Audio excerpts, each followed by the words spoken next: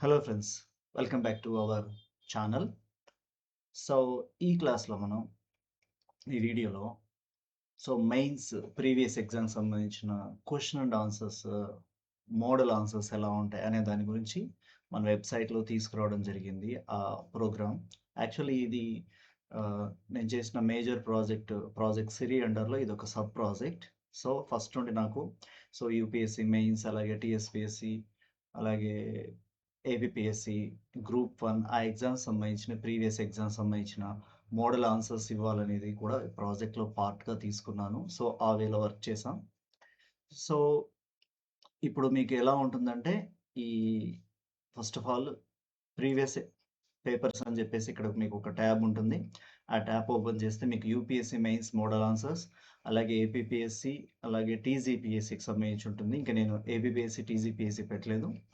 UPSC start చేశాను first. So, మీరు UPSC model papers కనుక క్లిక్ చేస్తే ఆటోమేటిక్‌గా మీకు దానికి సంబంధించిన పేజ్ ఓపెన్ అవుతుంది. అక్కడ ప్రెజెంట్ మనం మెయిన్స్ 2025లో యూపీఎస్‌సి మెయిన్స్ జరిగిన ఎగ్జామ్‌లో వచ్చిన GS paper 1, GS paper 2, GS paper 3 అలాగే ఎస్ఏ ఈ 4 పేపర్‌లకు సంబంధించిన మోడల్ ఆన్సర్స్ ఇవ్వడం జరిగిందిక్కడ. ఓకే.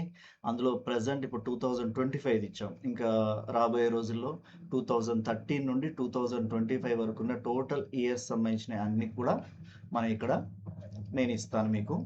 దానివల్ల ఏంటంటే, మీకు యూపీఎస్‌సి ప్రిపేర్ అవ్వాలనుకుంటున్న వాళ్ళు అంటే ఇప్పుడు చాలామంది ఆల్రెడీ ఇంటర్మీడియేట్ డిగ్రీ నుండే సివిల్ సర్వీసెస్ ప్రిపరేషన్ స్టార్ట్ చేశారు. ఇంటిగ్రేటెడ్ బ్యాచెస్ రన్ అవుతున్నాయి. అలాగే కొంతమంది బీటెక్‌లోనే అంటే డిగ్రీ చదివేటప్పుడే యూపీఎస్‌కి ప్రిపేర్ అవ్వడం స్టార్ట్ అవుతారు. వాళ్ళందరూ ఏంటంటే వాళ్ళకి ఈ ప్రీవియస్ ఇయర్స్‌లో ఎలాంటి క్వెషన్స్ వచ్చాయి? వాటికి ఆన్సర్స్ ఎలా ఉంటుంది? అంటే రిలవెంట్ ఇన్ఫర్మేషన్ అనేది ఎలా ఉంటుంది? ఒకవేళ ఎగ్జామ్ రాస్తే అంత స్ట్రెచ్‌లో అంటే సపోజ్ 250 వర్డ్స్ అంటే ఎట్లా ఉంటుంది? 150 వర్డ్స్ అంటే ఎంత ఉంటుంది? 10 మార్క్స్ అంటే ఎంత రాయాలి? 15 మార్క్స్ అంటే ఎంత రాయాలి? అలాగే అసలు ఎస్సే ఎలా రాయొచ్చు? దానికి సంబంధించిన రిలవెంట్ ఇన్ఫర్మేషన్ ఏముంటుంది? ఇవన్నిటి గురించి తెలియడం చాలా అవసరం. అలాగే కోచింగ్ తీసుకుంటున్న వాళ్ళు, అయిపోయి ఆల్రెడీ వన్స్ మెయిన్స్ రాసిన వాళ్ళకి కూడా ఈ ప్రీవియస్ ఇయర్స్ సంబంధించిన ఆన్సర్స్ అనేటియి, మోడల్ ఆన్సర్స్ అనేటియి యూజ్ అవుతాయి. దట్స్ వై మీకిక్కడ ఈ ప్రోగ్రామ్ తీసుకురావడం జరిగింది. దీనివల్ల మీకు చాలా టైమ్ సేవ్ అవుతుంది. Okay. Because this is huge project. ఇదంత ఈజీ కాదు చేయడం. స్టూడెంట్స్‌కి అంటే చదువుకొని టైం ఇవన్నిటికి సరిపోదు టైం. సో, అలాగే ఇన్‌స్టిట్యూట్స్ కూడా కొందరు ప్రొవైడ్ చేస్తున్నారు. ఆల్రెడీ మార్కెట్‌లో చూస్తే మనకి దృష్టి వాళ్ళు వెబ్‌సైట్‌లో ప్రీవియస్ ఆన్సర్స్ పెట్టారు. అలాగే శూన్య ఐఏఎస్ వాళ్ళయి కూడా బయట మార్కెట్‌లో దొరుకుతున్నాయి జిరాక్స్ సెంటర్‌లలో. అలా ఉన్నాయి. బట్ నేను ఇంకా అడ్వాన్స్‌గా చేయాలి. ఇంకా ఈజీగా అసలు రియల్ ఆన్సర్ ఎలా ఉంటుంది?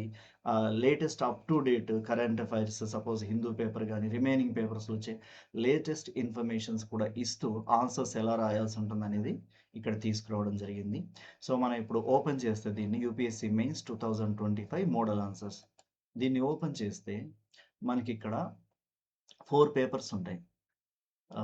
General studies paper 1, general studies paper 2, general studies paper 3, essay ఉంటుంది. 4 పేపర్స్. అయితే నేనిక్కడ ఇంకొకటి చేశాను. కేవలం మనకిప్పుడు ఏమవుతుందంటే యూపీఎస్‌సి మెయిన్స్‌లో ఇచ్చే క్వెషన్ పేపర్‌లో ఇంగ్లీష్, హిందీ లాంగ్వేజ్‌లో క్వెషన్స్ అడుగుతారు. కానీ ఆన్సర్స్ మనం రీజనల్ లాంగ్వేజెస్‌లో కూడా రాసుకోవచ్చు. అంటే తెలుగులో రాయొచ్చు, తమిళ్‌లో రాయొచ్చు, మలయాళం, కన్నడ, బెంగాలీ, ఒరిస్సా ఇట్లా రికగ్నైజ్డ్ లాంగ్వేజెస్ ఏవేవైతే ఉన్నాయో వాటిలో కూడా ఆన్సర్స్ మనం రాయొచ్చు. కానీ మేజర్‌గా అయితే క్వెషన్స్ మాత్రం ఇంగ్లీష్ అండ్ హిందీలో ఇస్తారు. అందుకని నేనేం చేశానంటే మీకు కేవలం ఇంగ్లీష్‌లో మాత్రమే కాకుండా మోడల్ ఆన్సర్స్ ఇంకొక 6 లాంగ్వేజెస్‌లో తీసుకురావడం జరిగింది. అంటే హిందీ, తెలుగు, తమిళ్, కన్నడ, మలయాళం, బెంగాలీ ఇట్లా 6 లాంగ్వేజెస్‌లో తీసుకురావడం జరిగింది. అయితే ఇందులో ఇంకొక స్పెషల్ నేనేం చేశానంటే, మనకు బేసిక్‌గా ఇంగ్లీష్‌లో ఆన్సర్స్ ఉంటాయి ఎక్కడైనా కూడా. వాటినేంటంటే ట్రాన్స్‌లేట్ చేయడం జరుగుతుంది ఈ రోజుల్లో. ట్రాన్స్‌లేట్ చేస్తే ఏమవుతుందంటే ఇంగ్లీష్ నుండి ఈ తెలుగు, తమిళ్, కన్నడ, మలయాళం ఇలాంటి లాంగ్వేజెస్‌లో ఆన్సర్స్ అనేటివి చదివేటట్టుగా రావట్లేదు. ఎగ్జామ్‌లో ప్రెజెంట్ చేసేటట్టుగా రావట్లేదు. లాంగ్వేజ్ అనేది అలా ఉంటుంది.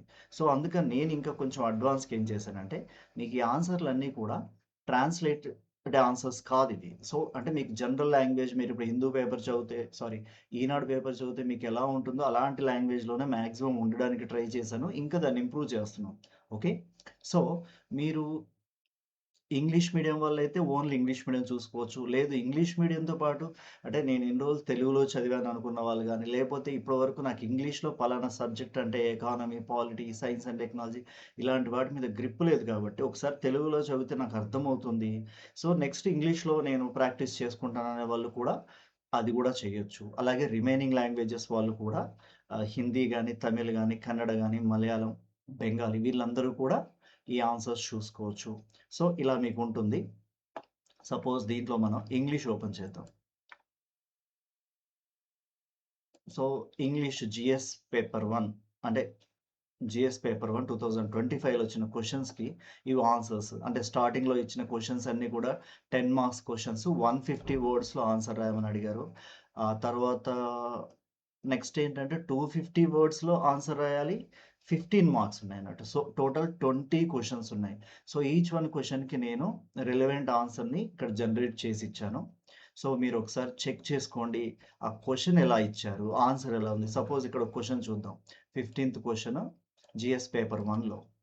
How can artificial intelligence and drones be effectively used along with GIS and RS techniques in locational and aerial planning అని చెప్పేసి ఒక క్వశ్చన్ ఇచ్చాడు. సో, ఇది మీకు జియోగ్రఫీ అండర్‌లో ఉంటది. ఎందుకంటే జీఎస్ పేపర్‌లో మనకుండే సిలబస్ ఏంటి? History, geography, Indian society.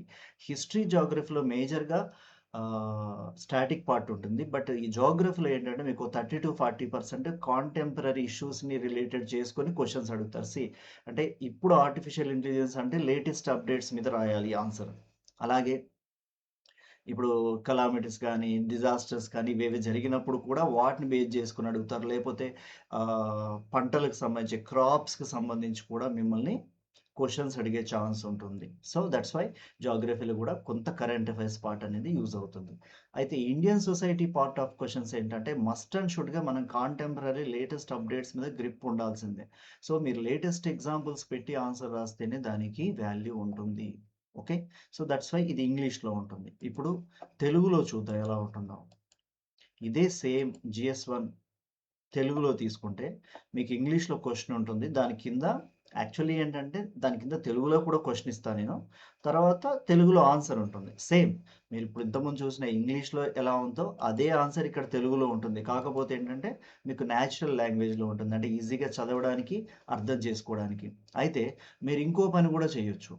అంటే ఇప్పుడు సపోజ్ మీరు ప్రిపేర్ అయ్యేటప్పుడు మీరు క్రోమ్ గనక వాడుతున్నట్టయితే సిస్టమ్‌లో మీరు దాని మీద స్ప్లిట్ స్క్రీన్ అని ఉంటుంది. మీరు స్ప్లిట్ స్క్రీన్ అని గనక కొడితే మీకు ఆటోమేటిక్‌గా 2 స్క్రీన్స్ వస్తాయి. ఒకే దాంట్లో బ్రౌజర్‌లో. ఒక పక్క మీరు తెలుగు, ఇంకో పక్క ఇంగ్లీష్ పెట్టుకొని కూడా చూసుకోవచ్చు. అంటే ఒకే క్వెషన్‌ని తెలుగులో, ఇంగ్లీష్‌లో కూడా ఒకేసారి చదువుకోవచ్చు. సో, దాన్ని అర్థం చేసుకోవచ్చు. సో, అందుకని ఈ స్ప్లిట్ స్క్రీన్ అనేది మీకు యూజ్ అవుతుంది. ఓకే. ఇది. తర్వాత నెక్స్ట్ ఇంకోటేంటిదంటే జీఎస్ దీంట్లో ఎస్సే మేజర్‌గా జీఎస్ పేపర్ 2 కూడా మీకు Indian polity, governance, international institutions or international relations మీద మనకు క్వెషన్స్ ఉంటాయి. సో, వాటికి సంబంధించినవి ఇక్కడ ఇచ్చిన ఆన్సర్స్ కూడా 2024లో మనకొచ్చిన లేటెస్ట్ ఆల్ కరెంట్ అఫైర్స్‌ని దృష్టిలో పెట్టుకొని తీసిన ఆన్సర్స్ ఇవి. సో, మీరు చదివేటప్పుడు మీకు ఆ విషయం ఈజీగా అర్థమవుతుంది. అంటే లేటెస్ట్ ఎగ్జాంపుల్స్ ఉంటాయి. జీఎస్ పేపర్ 2 100% మన కాంటెంపరరీ ఇష్యూస్ మీద ఆధారపడి ఉంటుంది. అంటే మన కాన్స్టిట్యూషన్ గాని, పాలిటిక్స్ సంబంధించిన క్వెషన్స్ అడిగినప్పుడు మస్ట్ అండ్ షుడ్‌గా లేటెస్ట్ బిల్స్ గాని, యాక్ట్స్ కానీ పార్లమెంట్‌లో జరుగుతున్న పొలిటికల్ ఇష్యూస్ కానీ, జ్యుడిషియల్ ఇష్యూస్ కానీ వీటన్నిటిని కూడా మనం అంటే కోట్ చేస్తూ ఆన్సర్ రాయాల్సుంటుంది. అలాగే గవర్నెన్స్ పార్ట్‌లో కూడా అంతే లేటెస్ట్ డెవలప్‌మెంట్స్ అనేటివి ఉంటాయి. దాని తర్వాత ఇంటర్నేషనల్ రిలేషన్స్ అనేది కూడా 100% మన కాంటెంపరరీ ఎగ్జాంపుల్స్ మీద ఆధారపడి ఉంటుంది. So, entire GS paper 2 100% contemporary issues మీద ఆధారపడి ఉంటుంది. సో, అవి కూడా మీకు లేటెస్ట్ న్యూస్ పేపర్‌లోంచి వచ్చిన ఇష్యూస్ బేస్ మీద ఇవ్వడం జరిగింది. దాని తర్వాత జీఎస్ పేపర్ 3 తీసుకుంటే జీఎస్ పేపర్ 3లో మనకు economy, science and technology, environmental studies, disaster management, internal security topics ఉన్నాయి. సో ఈ టాపిక్స్ అన్నీ కూడా 100% మనకు కాంటెంపరరీ ఎగ్జాంపుల్స్ బేస్ చేసుకొని ఉంటాయి. అంటే ఎకానమీ ఉంది. అంటే latest budget, latest economic survey సంబంధించిన అప్డేట్స్ ఉండాలి. అలాగే న్యూస్ పేపర్‌లలో రెగ్యులర్‌గా వచ్చే అప్డేట్స్ ఫాలో అవుతూ ఉండాలి. దాంతో పాటు సైన్స్ అండ్ టెక్నాలజీ కూడా అంతే. డిజాస్టర్ మేనేజ్మెంట్, అలాగే ఇంటర్నల్ సెక్యూరిటీ కూడా లేటెస్ట్ థ్రెట్స్ ఎలా ఉన్నాయి. సో వాటికి సంబంధించి. సో అది కూడా మీకు కాంటెంపరరీ బేస్ ఎగ్జాంపుల్స్‌తోని ఇక్కడ ఆన్సర్స్ ఇవ్వడం జరిగింది. మీరు ఒకసారి చదివితే మీకు ఆ విషయం క్లియర్‌గా అర్థమవుతుంది. దాని తర్వాత essay. This is the major important part. బేసిక్‌గా మనకి ఎస్సే అంటే చాలా సింపుల్. ఒకసారి ఓపెన్ చేసి చూపెడతాను. ఇప్పుడు సపోజ్ ఎస్సే ఉంది. See this. ఎస్సే అనగానే మనకక్కడ 8 ఎస్సేస్ ఇచ్చి అందులో 2 ఎస్సేస్ రాయమంటున్నారనుకుందాం. సపోజ్ సి ఫస్ట్ ఎస్సే ఏమిచ్చారు చూడండి. ఏమీ ఉండదక్కడ. జస్ట్ ఒక చిన్న సెంటెన్స్ ఉంటుంది. దాన్ని మనం ఎలాబొరేట్‌గా అక్కడ ఆన్సర్ రాయాల్సుంటుంది. See truth knows no colour అనేది ఒక ఎస్సే. రాయాల్సిన టాపిక్. తర్వాత the supreme art of war is to subdue the enemy without fighting. ఇదొక క్వెషన్. దీనికి ఆన్సర్ అంటే రాస్తే ఇది రాయాల్సొస్తది. లేదా thought finds a world and creates one also అని జెప్పేసి ఇంకో అంటే యాక్చువల్లీ మనకేంటంటే ఇలాంటి ఎస్సేస్ చూసినప్పుడు భయమవుతుంది. అంటే రాయం. సో, మనకు మోడల్ కనుక రెడీగా ఉండి కాంటెంపరరీ ఎగ్జాంపుల్స్ తోటి, లేటెస్ట్ ఎగ్జాంపుల్స్ తోటి మనకు న్యూస్ పేపర్‌లలో వచ్చిన ఎగ్జాంపుల్స్ తోటి గనక మన దగ్గర ఎస్సే కనుక ఉంటే, ఒకటికి 2 సార్లు చదివినప్పుడు మనం ఎలా రాయాలో తెలుస్తుంది. సపోజ్ ఇమాజిన్ 2013 నుండి ఇప్పుడు 2025 వరకు ఇచ్చిన టోటల్ ఎస్సేస్ అన్నీ కూడా మీరు ఇట్లా కనుక అబ్జర్వ్ చేయగలిగితే, డెఫినైట్‌లీ మీకు ఎస్సే రాయాలనే ఇంట్రెస్ట్ క్రియేట్ అవుతుంది. అదర్‌వైజ్ మనం అటెంప్ట్ కూడా చేయం. అంటే ఈవెన్ కోచింగ్ తీసుకోకముందు అటెంప్ట్ చేయం. కోచింగ్ తీసుకునేటప్పుడు అటెంప్ట్ చేయం. వన్స్ కోచింగ్ అయిపోయిన తర్వాత కూడా అటెంప్ట్ చేయకపోతే డెఫినైట్‌లీ మనకు దీని మీద పట్టొచ్చే ఛాన్సెస్ తక్కువ. ఎందుకు అంటే ఇక్కడ ప్రిపరేషన్‌లో కొన్ని లోపాలుంటాయి. ప్రిపరేషన్‌లో కొన్ని లోపాలుంటాయి. వాటిని మనం అధిగమించాల్సిందే. ఎందుకు అంటే ఎగ్జాంపుల్ సపోజ్ ఇమాజిన్ ఒక పర్సన్ క్రికెటర్ అవ్వాలనుకుంటే ఏం జేస్తాడు? ఫస్ట్ కోచింగెళ్తాడు. కోచింగ్ అంటే ఒక మంచిగా బాగా ఆడే వాళ్ళ దగ్గరికెళ్ళేసి వాళ్ళ దగ్గర నేర్చుకుంటాడు. కొన్ని టెక్నిక్స్ నేర్చుకుంటాడు. ఎలా ఆడాలో ప్రాక్టీస్ జేస్తాడు. బౌలర్ అయినా, బ్యాట్స్‌మన్ అయినా. సో, ఆ ప్రాక్టీస్ చేసే టైంలో వీళ్ళకేంటంటే రియల్ గేమ్ ఆడే ఛాన్స్ ఇవ్వరు మామూలుగా గ్రౌండ్‌లో.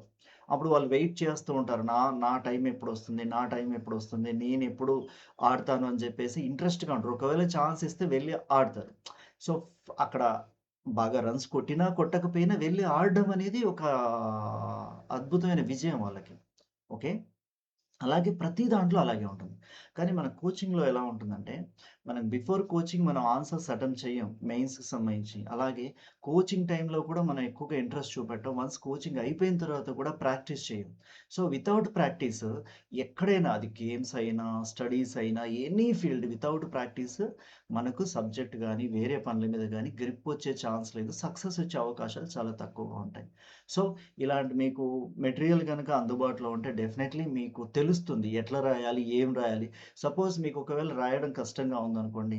ఇవే ఆన్సర్స్ చూడండి. ఇవే ఆన్సర్స్ చదివి అక్కడ రాసి చూసుకోండి మీరు. అంటే రాయగలుగుతున్నామా? సెంటెన్స్ రీక్రియేట్ చేయగలుగుతున్నామా? సో, ఆ ఎగ్జాంపుల్స్ మనం ప్రెజెంట్ చేయగలుగుతున్నామా? దీన్ని అర్థం చేసుకోగలుగుతున్నాం. ఇలా ఉంటుందన్నట్టు. సో, వన్స్ అలా గనక చదవగలిగితే డెఫినైట్‌లీ మనకది బెనిఫిట్ అవుతుంది. ఓకే. ఇది మీకు ఎస్సే పార్ట్. అలాగే ఈ ఎస్సేకి సంబంధించింది కూడా నేను మళ్ళీ అన్నీ తెలుగులో కూడా ఇచ్చాను ఎస్సే పార్ట్ కూడా. సో, అది కూడా చూసుకోండి. తెలుగులో ఒకసారి చదువుకోండి. అలాగే మీ ఫ్రెండ్స్‌తో డిస్కస్ చేయండి. అసలు ఇదేంటి? అంటే దీంట్లో ఎంతవరకు ఇంపార్టెంట్ పాయింట్స్ ఉన్నాయి? మన కాంటెంపరరీ ఇష్యూస్‌ని ఎట్లా దాంట్లోకి ఇన్వాల్వ్ చేయొచ్చు? అంటే దానికి ఆన్సర్‌లు రాసేటప్పుడు వాటిని ఎట్లా కోట్ చేసుకుంటూ వెళ్ళొచ్చనేది మీకు దీని ద్వారా తెలుస్తుంది. అలాగే మీకు రాబోయే రోజుల్లో నేను 13 నుండి 2024 వరకున్న రిమైనింగ్ కూడా ఇస్తాను. దాంతో పాటు టీఎస్‌పీఎస్‌సీ గ్రూప్ 1 ఆహ్, అలాగే ఏపీపీఎస్‌సీ గ్రూప్ 1 సంబంధించిన మెయిన్స్ ప్రీవియస్ క్వెషన్స్ కూడా తెలుగు అండ్ ఇంగ్లీష్‌లో 2 లాంగ్వేజెస్‌లో నేనిస్తాను. సో, డెఫినైట్‌లీ అది మీకు యూజ్ అవుతుంది. సో, ఇది కంప్లీట్‌గా మీకు వెబ్‌సైట్‌లో ఫ్రీగా ఉంటుంది. సో, మీరు ఎప్పుడైనా ఓపెన్ చేసేసి ఈ ఆన్సర్స్ చూడొచ్చు. మీరు ప్రాక్టీస్ చేసుకోవచ్చు. అలాగే మీకేదైనా అనిపించినా మీ రివ్యూలు కానీ, మీకింకా సపోజ్ మీరు ఇంకా బాగా రాయగలుగుతారనుకుందాం. అంటే నేనిచ్చిన ఎస్సే కంటే కూడా బాగా రాయగలిగే వాళ్ళైతే డెఫినైట్‌లీ మీరు ఏదైనా నాకు సజెస్ట్ చేయాలనుకున్నా కూడా మా ఫేస్‌బుక్ గ్రూప్‌లో గానీ, టెలిగ్రామ్ గ్రూప్‌లో గానీ నాకు పోస్ట్ పెట్టండి. Definitely I consider it. Okay. నేను దాన్ని కూడా బేస్ చేసుకొని నేను నెక్స్ట్ రాబోయే మెటీరియల్స్ చేసేటప్పుడు నేను దాన్ని కూడా కన్సిడర్ చేసుకుంటాను. డెఫినైట్‌లీ సో, ఈ ప్రోగ్రామ్ మీకు యూజ్ అవుతుందనేది నాకు చాలా గట్టి నమ్మకం. బికాజ్ మనందరం గూడా చిన్నప్పటి నుండి అంటే ప్రతి స్టేజ్‌లో కూడా అంటే 10థ్ క్లాస్‌లో మనం హాఫ్ ఇయర్లీ రాస్తాం, 3 మంత్స్ ఎగ్జామ్స్ రాస్తాం, మంత్లీ ఎగ్జామ్స్ రాస్తాం, వీక్లీ రాస్తాం, ప్రీ ఫైనల్ రాస్తాం. సో, ఆల్ ఎగ్జామ్స్ రాస్తూనే ఫైనల్ ఎగ్జామ్స్ రాసి సక్సెస్ అవుతాం. సో, ఇక్కడ కూడా అంతే. మీరు ప్రైమరీ స్టార్టింగ్ లెవెల్ నుండే కూడా క్వెషన్ అండ్ ఆన్సర్స్ ప్రాక్టీస్ చేసుకుంటూ, చదువుకుంటూ ఆ ఫార్మాట్‌లో ఉంటే 100% మీకు సక్సెస్ వచ్చే ఛాన్స్ ఉంటుంది. So, this is about today's video. Wish you a happy new year. ఈ సంవత్సరం మనందరికీ మంచి జరగాలి. ఓకే. సో, మనకున్న ప్రాబ్లమ్స్ అనేటివి తగ్గిపోవాలి. అలాగే మన సక్సెస్ రేట్ అనేది పెరగాలని కోరుకుంటూ థాంక్ యూ.